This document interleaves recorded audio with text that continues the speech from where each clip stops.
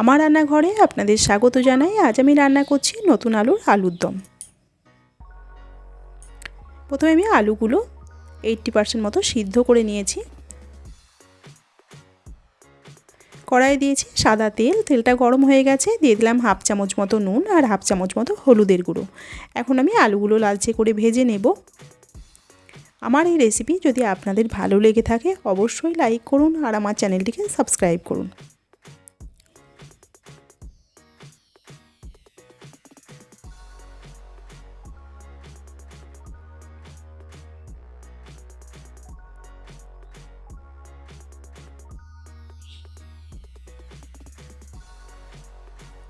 আলুগুলো লালচে করে ভাজা হয়ে গেছে, তুলে নিচ্ছি।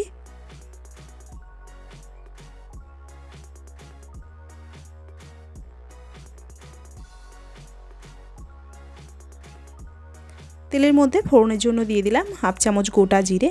এখন দিয়ে দিচ্ছি মাঝারি সাইজের দুটো পেঁয়াজের কুচো।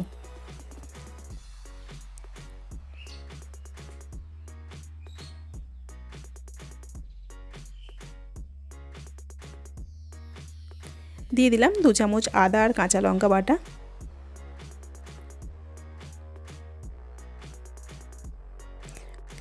একদম ঘরোয়া উপকরণে খুব সহজে এইভাবে আলুর দম বানিয়ে দেখতে পারেন, খেতে খুব ভালো লাগে। এখন দিয়ে দিলাম দুটো টমেটোর কুচো।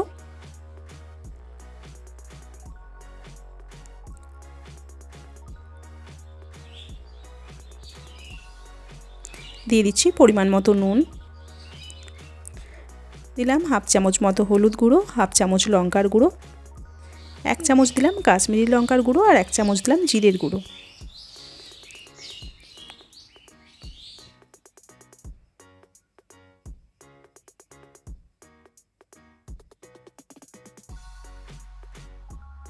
সব মশলা ভালোভাবে কষিয়ে নেওয়া হয়ে গেছে। এখন আমি দিয়ে দিচ্ছি 1 কাপ ছাড়িয়ে রাখা মটরশুঁটি।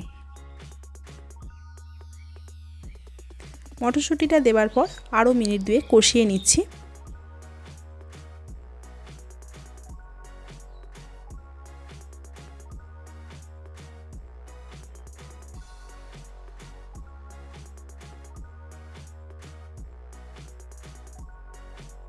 দু মিনিট মতো কষিয়ে নেওয়া হয়ে গেছে। ভেজে রাখা আলুগুলো দিয়ে দিচ্ছি। ভেজে রাখা আলুগুলো দিয়ে আরও কিছুক্ষণ কষিয়ে নেব।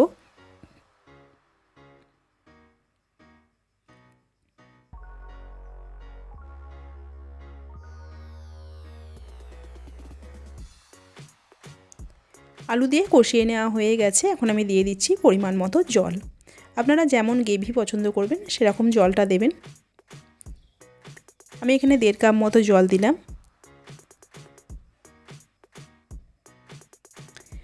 আমি আগেই নুনটা দিয়েছি, তাই এখানে আর কোনো নুন দিতে লাগবে না।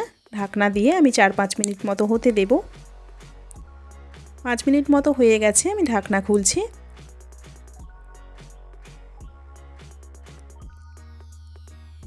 ওপর থেকে দিয়ে দিচ্ছি কুচানো ধনেপাতা। দিয়ে দিচ্ছি গরম মশলার গুঁড়ো। ধনেপাতা আর গরম মশলাটা মিশিয়ে নিচ্ছি।